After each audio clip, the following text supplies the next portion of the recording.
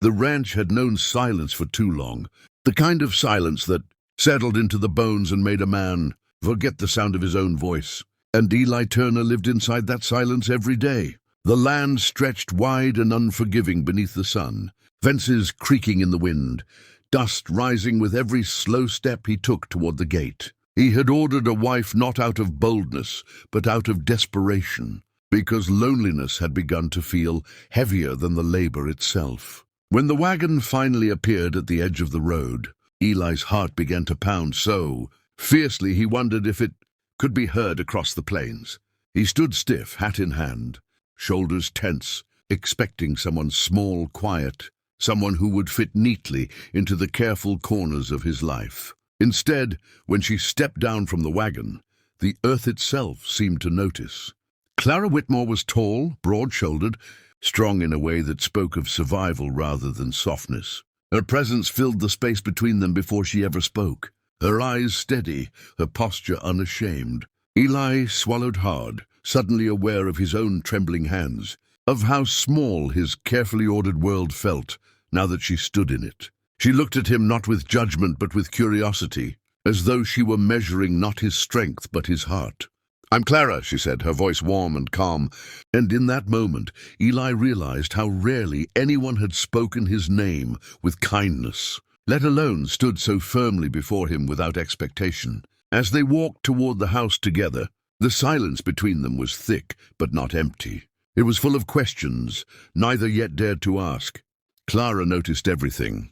The worn steps, the mended fence posts, the way Eli avoided her gaze as though afraid of what she might see.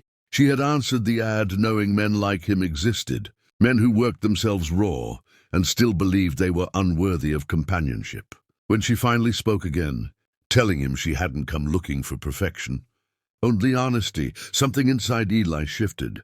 That night, as the stars burned bright above the ranch and the wind whispered through the dry grass, Eli lay awake, knowing his life had already changed, not because she was strong or imposing or unexpected, but because for the first time in years he felt seen. And if you're already feeling the pull of this story, stay with us. Stories like this only grow deeper, and subscribing means you'll never miss the next chapter of a journey that's just beginning.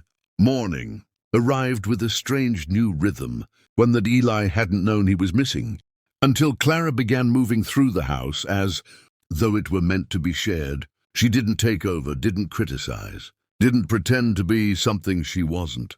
Instead, she worked alongside him, her strength evident not just in her arms, but in her patience, in the way she listened when he spoke haltingly about the ranch, about his parents, about the years he'd spent believing solitude was safer than hope. Eli found himself watching her when he thought she wasn't looking, noticing how carefully she handled fragile things, how gently she spoke to the horses, how she never once treated him like a man who needed fixing. The tension between them wasn't born of desire alone, but of uncertainty, two people who had survived in very different ways now learning how to stand side by side. When a sudden storm rolled in that afternoon, forcing them to shelter in the barn, the walls seemed to close in, not with fear but with honesty. Clara finally told him why she'd answered the ad, that she was tired of being overlooked, tired of being told she was too much, too tall, too strong to be wanted. Eli listened, heart aching, realizing how often he'd said the same things to himself in different words. When she looked at him then and said quietly, "I didn't come here to be small," Eli found the courage to answer, "and I didn't send for you to change." The air between them softened, filled with understanding rather than expectation. That evening, sitting on the porch as the storm cleared, Clara rested beside him, not leaning, not pressing, simply present, and Eli felt his trembling ease for the first time. He didn't need to prove himself. He only needed to be honest. As the sun dipped low and the ranch glowed gold in its fading light, Eli realized that love didn't arrive as thunder.